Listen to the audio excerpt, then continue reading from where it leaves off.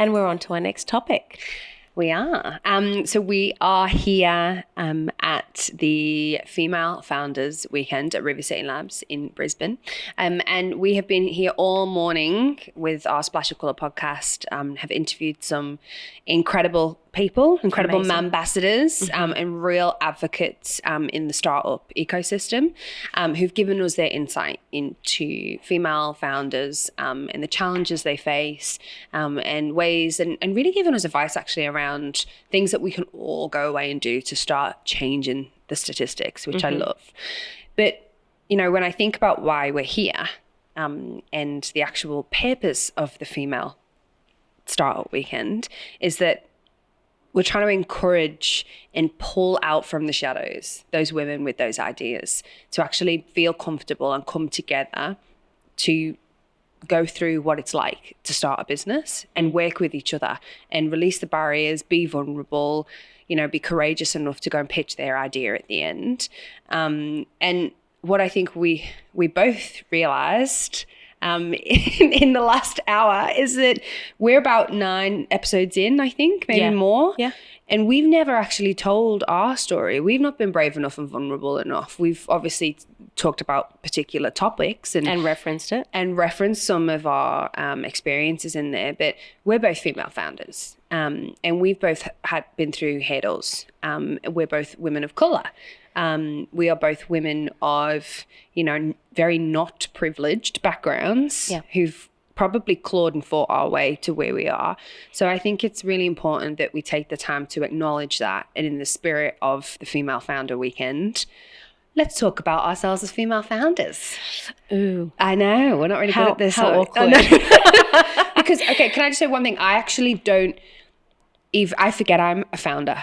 A female founder. Yeah. I forget that. So it's really weird that we're doing some pricing for what is a startup with our business a couple of weeks ago.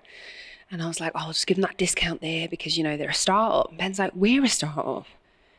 And I'm like, oh, yeah. So, you know, it's a mindset change. It is. But that's because we as women do not have that label and association with an entrepreneur, a startup, because that's a stereotypical thing that's been created over the last 10 years with the evolution of Facebook and everything else. So I think as women, we are obviously now starting to step into the zone, but that's because we can't associate. It's sort of like, oh, no, I'm just doing it because I want to do it and because it's the right thing to do. Well, I don't know about you, but we were on a panel last week with Coder Academy around changing the statistics, and it was all around diversity and inclusion. I found that really hard to introduce myself as Laura Gervais, co-founder, CEO of Connect Creative. I literally, those words didn't feel right coming out my mouth. And what were you feeling at the time? I don't know. Like an imposter. Yes, it's the imposter syndrome. It is the imposter syndrome. And I think it's interesting that I've really felt like I've been part of the startup community and Brisbane's tech community. Yeah. And, you know, the amazing people that are going out there and trying to change the world and make their ideas into profitable businesses. You know, I know a lot of these people. I love a lot of these people. I've supported a lot of these people. I've been their biggest cheerleaders. But then to then acknowledge that I am one of them was really, I was like, oh, I'm not good enough to do that. Yeah. Which again is just in my own head. But that's being, unfortunately, a high proportion of that's the lack of confidence. And when it comes to talking about something personal and close to us that we are doing, you know, that tall poppy syndrome as well is kind of like sort of sticks out because it's like now I'm putting myself in that position. Yeah. I'm used to praising everyone else and promoting everyone else. And you're basically being a little bit vulnerable and going, actually, I'm doing this. Oh. And you're doing an amazing job. So let's start with you, just because that's going to be easier for me. Let's talk about your entrepreneurial journey, okay? And I would like to talk about the point where you started thinking, maybe I could do this on my own.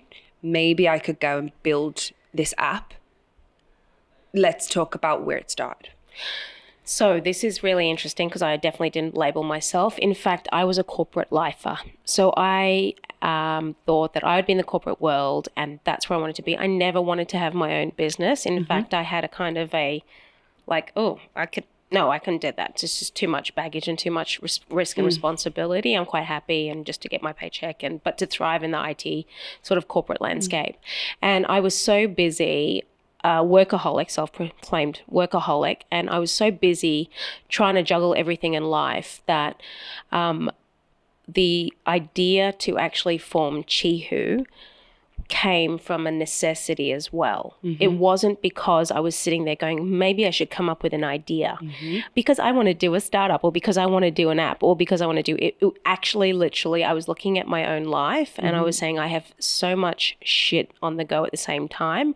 I'm letting people down. And again, that was my own self-reflection of myself. People didn't feel that, but I felt like I'm just doing too much. I'm spread too thin. And there is no tools to help me do it.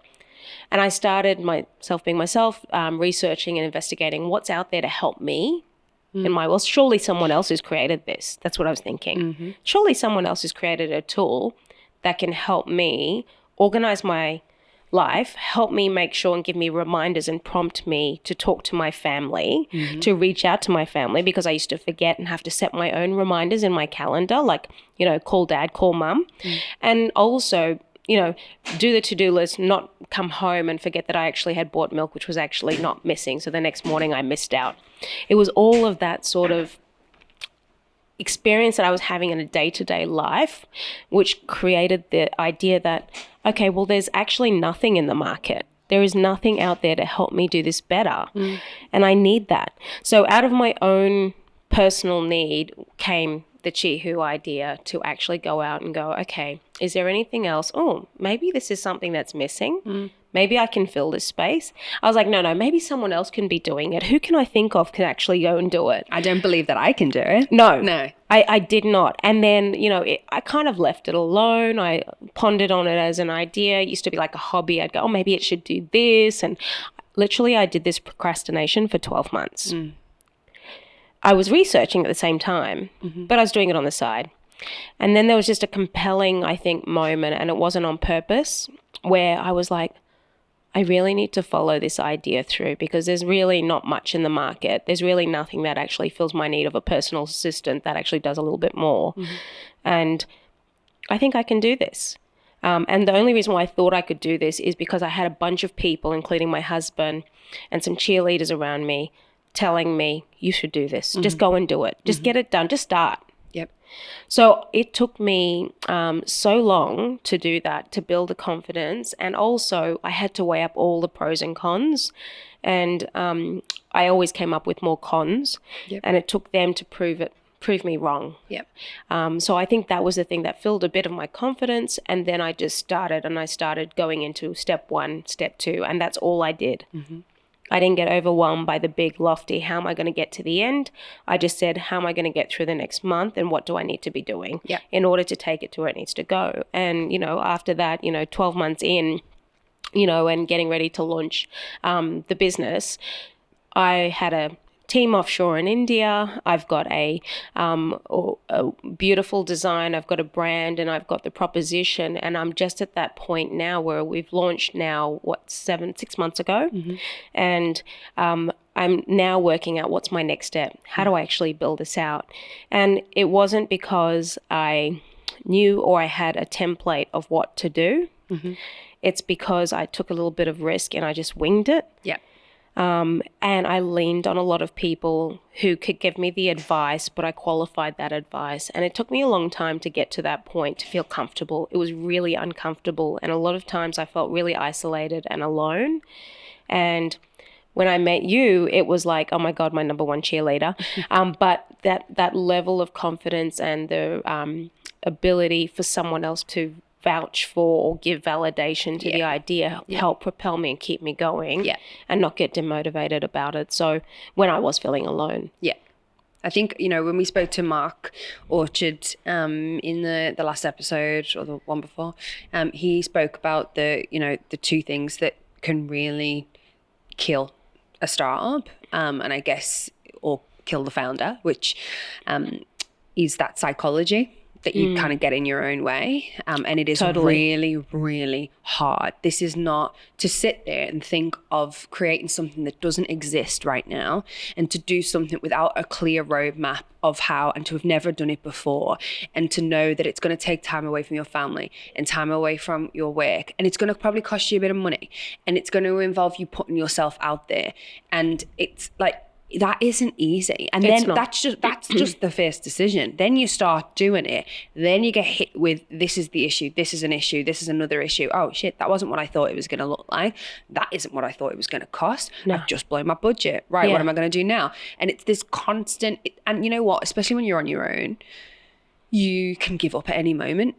So the psychology bit, like you can, like at the end of the day, you've got no one at the end. Like if you were working for someone else, they hold you accountable that you have to still get it done. Exactly, and you don't, because in the back of your mind, you're just sitting there thinking, well, like maybe, you said, forget it. It's too hard. Yeah, you were going to be a corporate lifer. I mean, I think where I was different in that sense is that I don't know. I think I spent my 20s beating myself up that I couldn't hold down a job for longer than 2 years.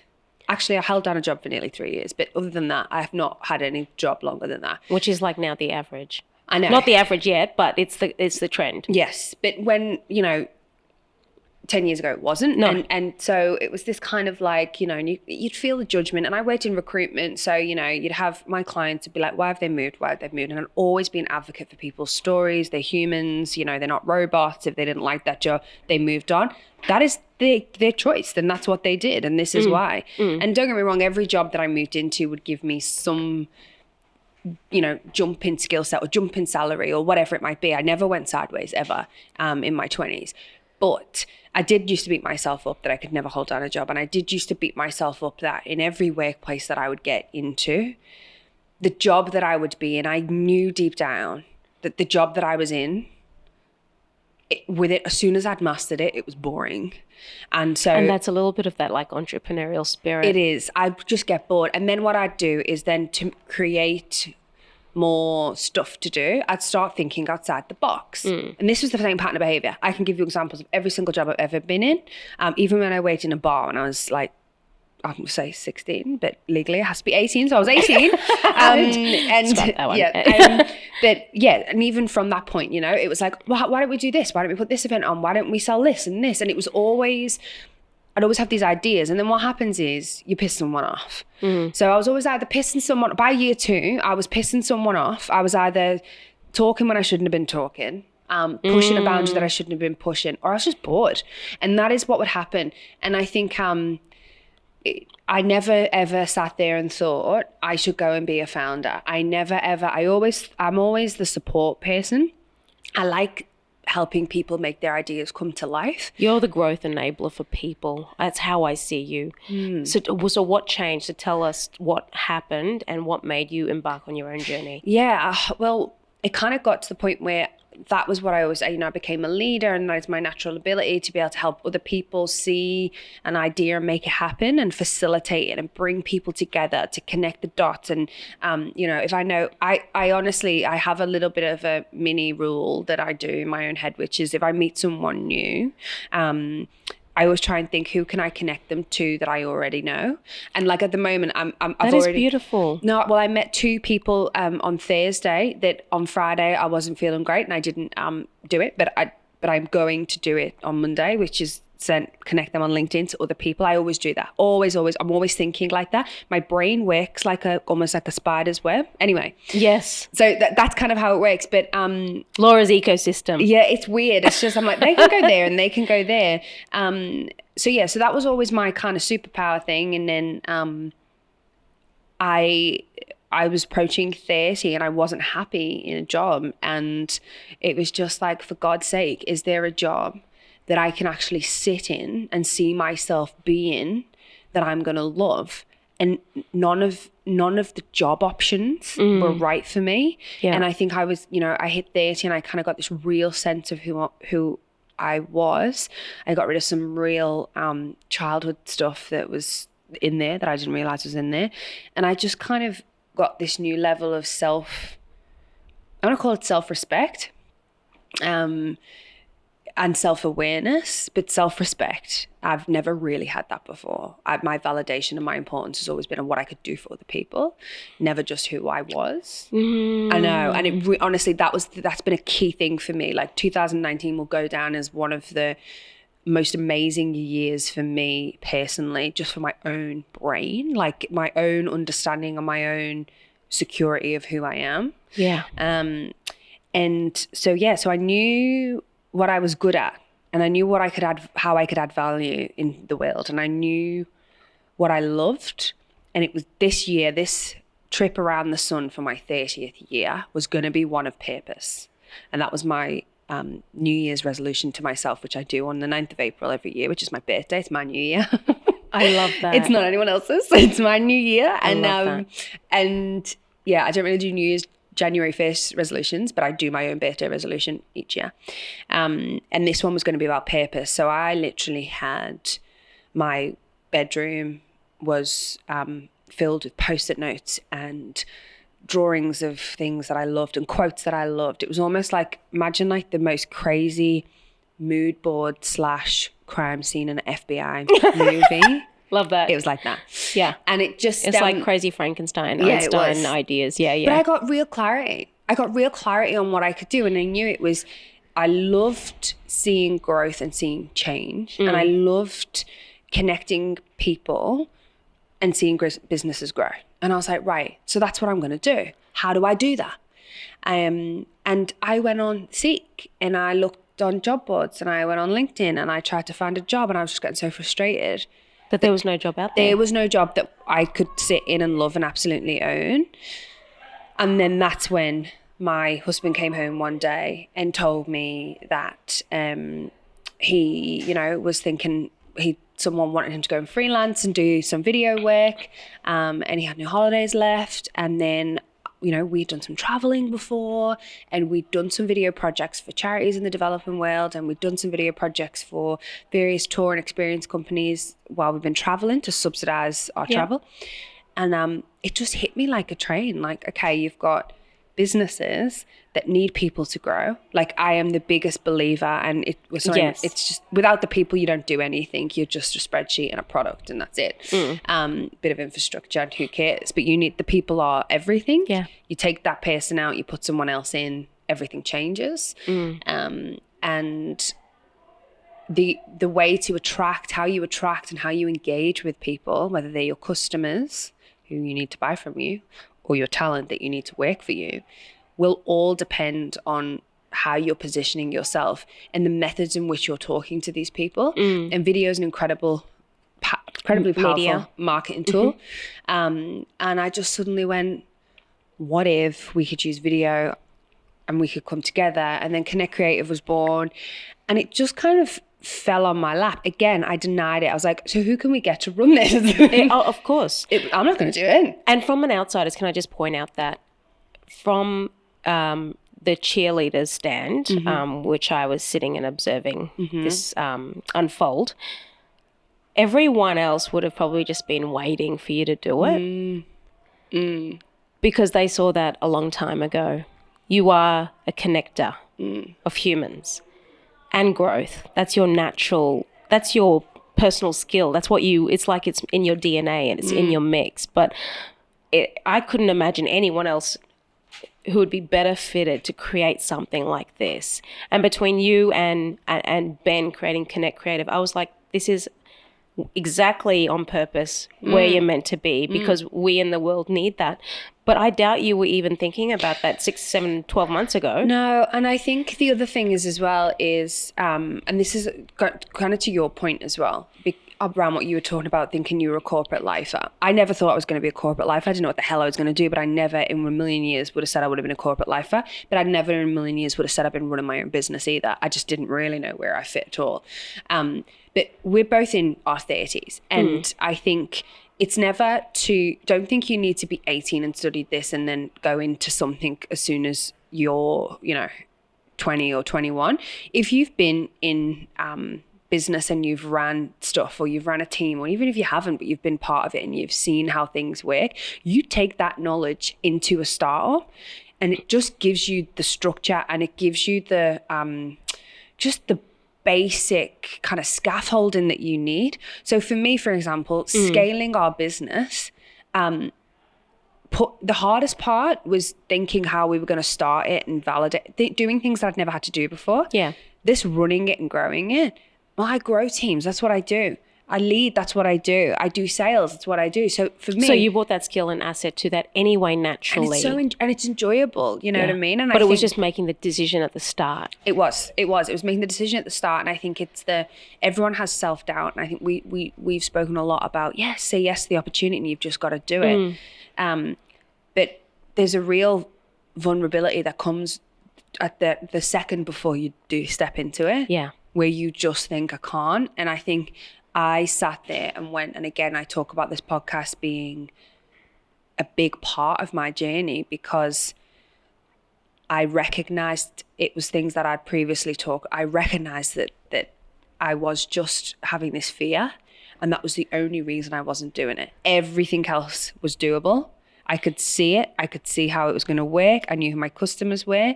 I just knew everything. And the only thing that was getting in the way was fear. Yeah. And I think that's the same with me.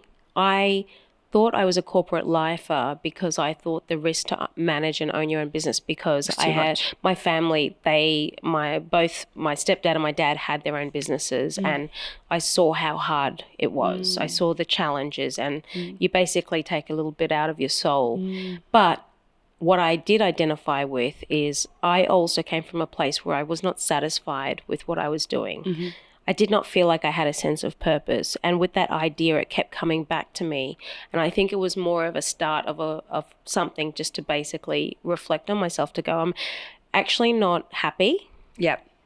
And there's a little bit of me I don't know how to get out of it and I don't know what I'm going to do. Am I going to be a corporate life? I started doubting myself. So by self-reflecting and looking at where I was and being unsatisfied propelled me into the next step. Yep. Unconsciously. Yep. And I think, and it sounds like a little bit of yours, like it's like at a point of time where we're looking at our current status and we're looking at our environment and there's this urge of something else pulling us in that other direction. But I think I would also say, we are cheerleaders and we are massive advocates for everyone else, founder and female and whatever it means. But please don't listen to this and think I'm bored in my job, I should go and start a business. No. That is not the reason you start a business. No. And I think the other thing to mention is that you got to be prepared that it's tough.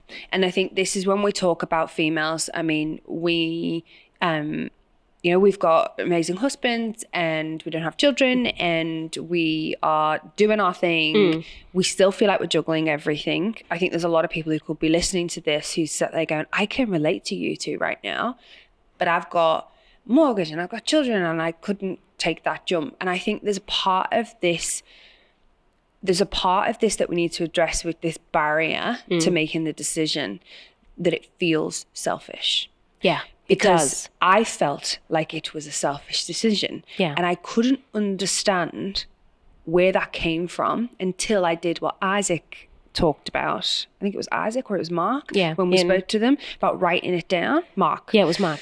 And he spoke about writing down, can I do this, and asking yourself a series of questions. Can I do this? Why shouldn't I do this? Why do I think, and it was when What's the idea and why won't it work? What's getting in my way? Yeah. And really asking yourself personally. And that selfish thing is something that we need to put a pin on. Because, and that is I think anyone, but definitely as women. I think we need to label it a little bit different and look at it, reposition it, because we're looking at it from selfishness as a negative thing. What it doesn't, it's a natural skill that we have. It's innate in us as females because we naturally take that matriarchal figure where we want to do things, service and help other people, because that's what we've been groomed to be, and that's thousands of years of brain. It's a genetic position. Yeah. So I think that's okay. I think when you say selfish, people think of it as negative. Sometimes you have to actually take a selfish stand in order to actually help everyone else anyway. Exactly. And you know what? I literally sat there and thought, there was all these things that were going on in my brain. I was like, what if, is it selfish of me to, for a future family, for it to come into unstable financial situation? But that is definitely something that I've got deep issues in because I grew up in a very unstable environment. So there was that's selfish if you do that. But even the time thing, because you're trying to actually go, will I be able to fit in building a business and fit in then having because we're already automatically on a time, right, to have a family and to grow a family. And can I take like that in itself? Those are actual very real practical things we have to consider, which constrains us. And I think it was all the fear of, it wasn't the fear of failure. Okay, this is what's interesting that I found, which I think there's some women who, and just generally entrepreneurs, that may or may not go and work towards something because they think they might fail. But it's really ingrained. If you are naturally an entrepreneurial, innovative thinker, you probably won't necessarily have a big fear of failing, because you actually can't have innovation if you don't just keep failing over and over. So I don't think it's about failing. It's about putting yourself out there, and it's about failing with the people. And I think that's where this matriarchal thing comes in that we go, okay, for me, I'm sitting there thinking, all right, what if this makes me super stressed and I turn into an absolute asshole and my husband hates me? And that relationship falls over. And then what if I don't have time to see my friends and I lose all of that? And what if I don't have time to do this? And then what if, my child is born into a horrible environment where mum and dad are fighting and, we've got no money and we don't have a house. And it was just this massive, and in the end, it's like, you know what? This is a super selfish decision. That's all the pros and cons I went through as well. Yeah.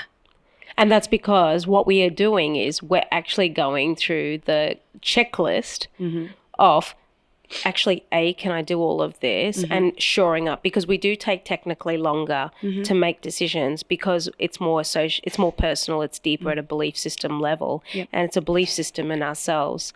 So having to ask all those questions, I think, is a really common natural step for a lot of women.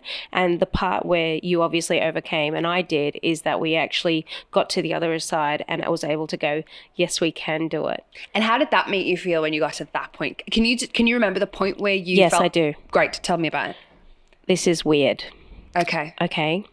I was sitting in the balcony. Oh God, I thought you were going to say sitting on the toilet. No. Not awkward. Texting at 2 a.m. Not awkward, weird. Yeah, okay. I definitely, so for everyone who knows or who doesn't know, Chihu, my brand, pronounced Chihu, oh my gosh, is actually represented by an owl. Right. There's a reason for that. The day that I made the decision, which was in June, I can't remember what year. What was last year? 2018. Whatever.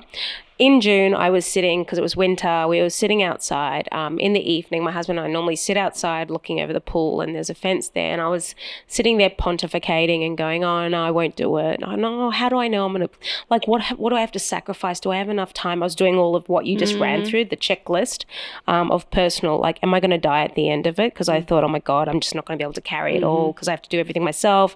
I can't. And then my husband's like, I'm here.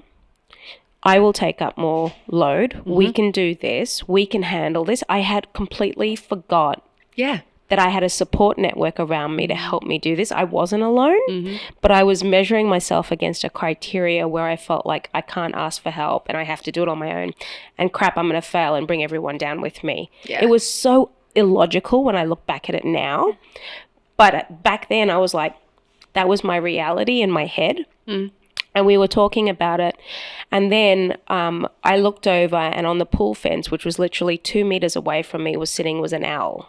Oh. At night, an actual barn owl staring straight back at me.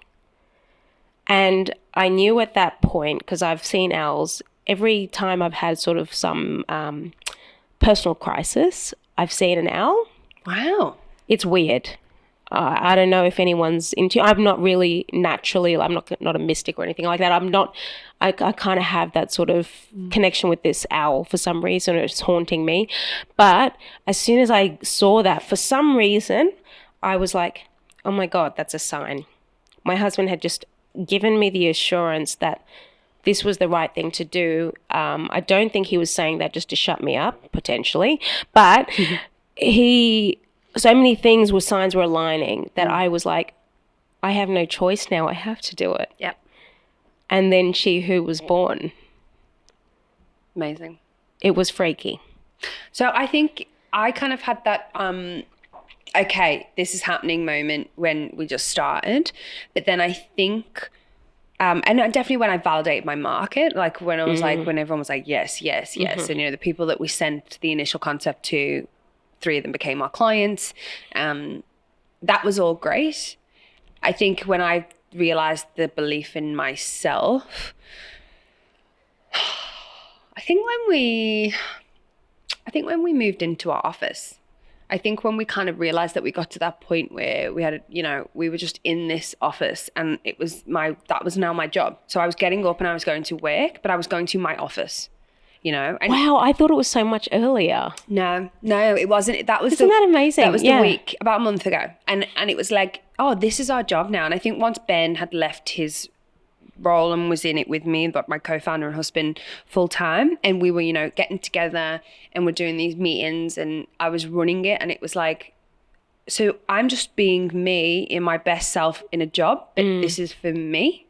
And it was that surreal kind of moment, but it was that empowerment to, oh, I've got this, I'm going to keep going now. Yeah. And I think you're going to have these little beautiful moments pre-decision to start. Yeah. Whilst you're in the middle of starting it, post once you go in, you're definitely going to get the hits. Things are going to go wrong. Yes. And I think that's another thing. Be totally comfortable and prepared with the fact if you are an entrepreneur or you know, a female and you're thinking about going down this road, it's going to go wrong.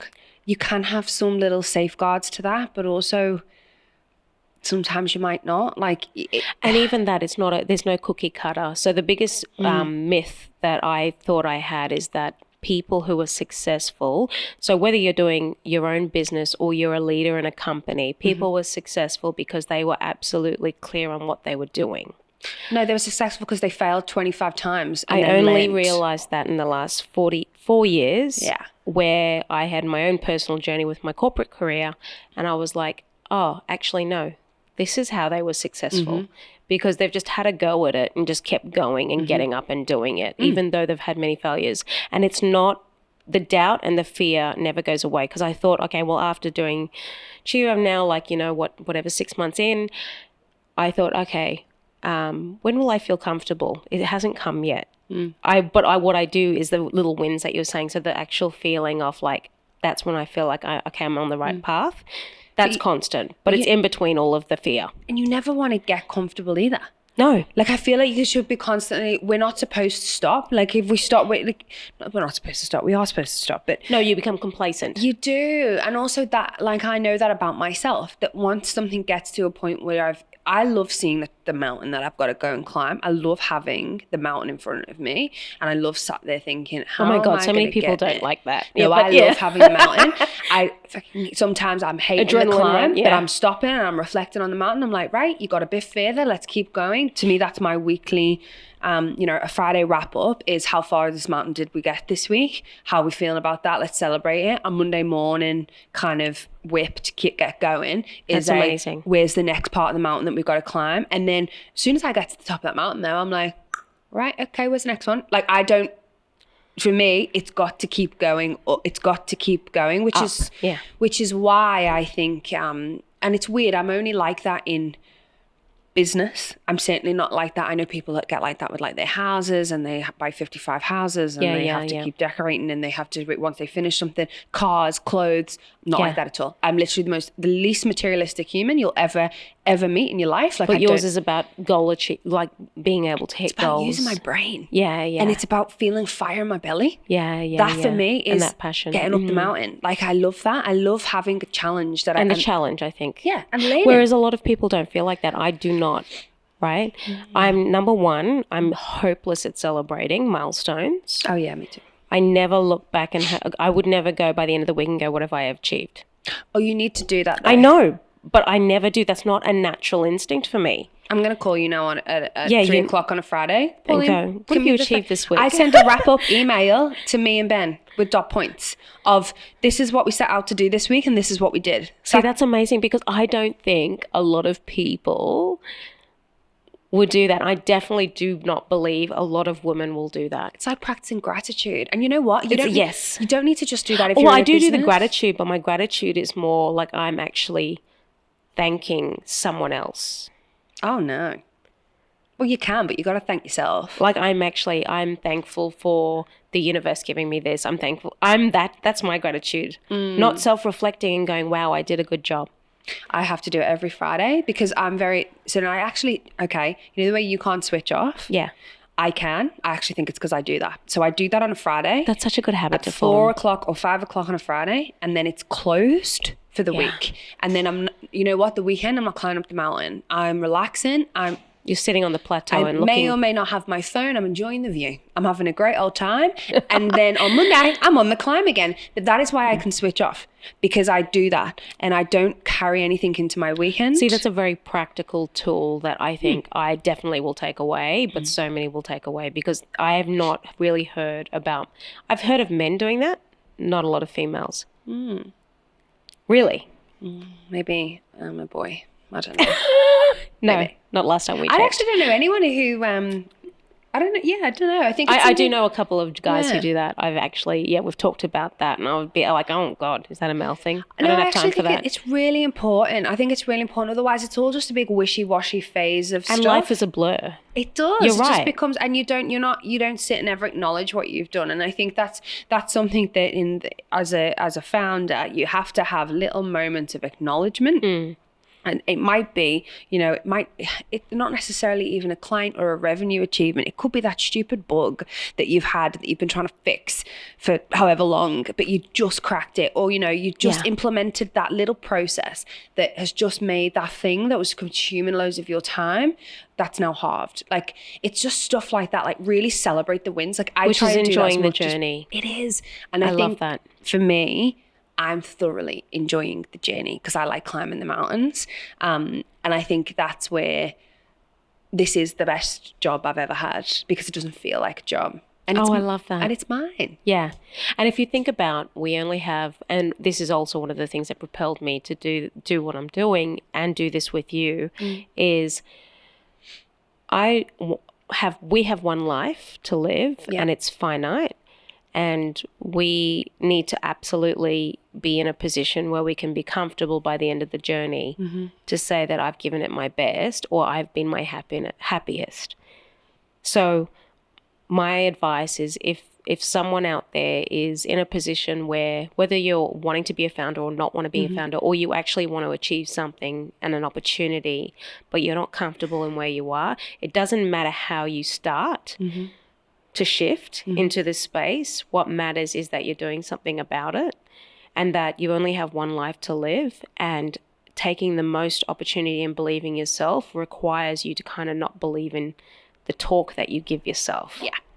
So I think taking action is what I would take from that, in some way, shape or form. Doesn't matter what it is, and doesn't actually matter what the goal is. No.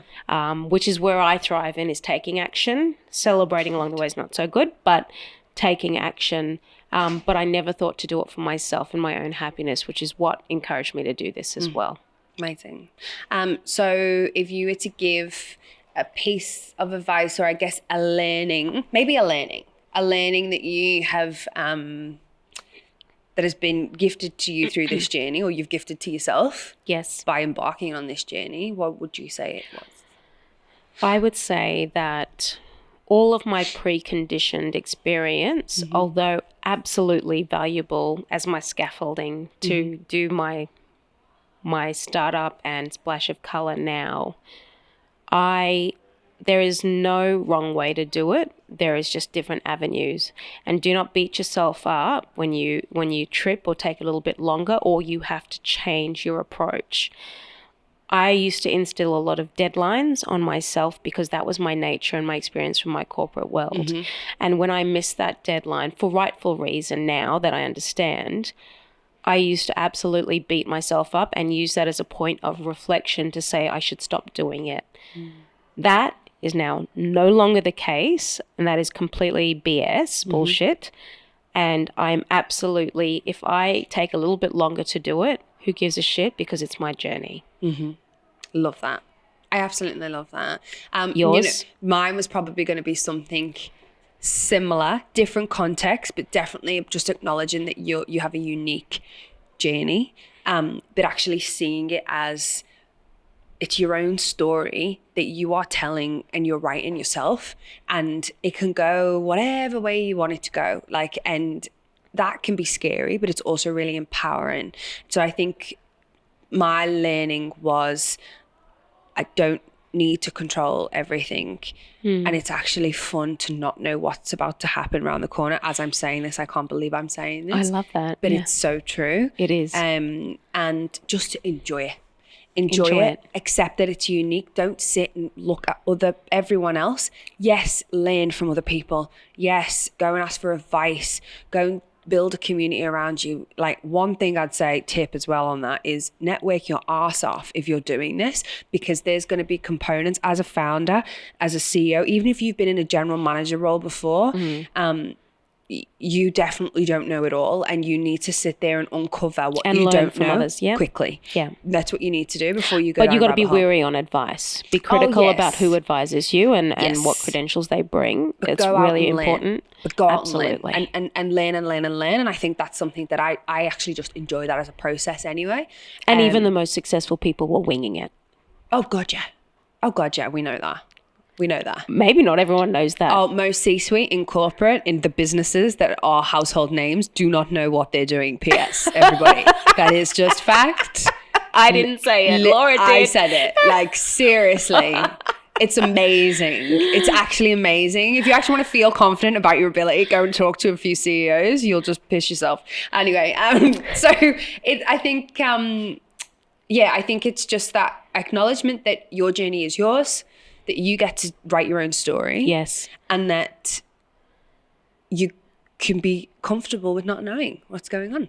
And I love that. And I think that is a fabulous takeaway. And I am so glad that I'm on this journey with you and that we get to share it with a broader audience, because I feel like our stories and all the people that we've brought on have all different journeys that have completely showed the diversity of the challenges we have as humans in life. Absolutely. And as women, those set of challenges and those barriers are even more diverse again. So, I think, build a tribe around yourself, listen to this, talk to other women, just realize that no one knows what they're doing, but it's just about going and taking the risk. And doing it for you. Doing it for you. I love that. Love it. Thank you, Laura. Thank you. Thank you for listening to another Splash of Colour. Tune into our next episode and don't forget to subscribe to our YouTube, Spotify or iTunes channels. Or you can check us out on LinkedIn, Facebook and Instagram.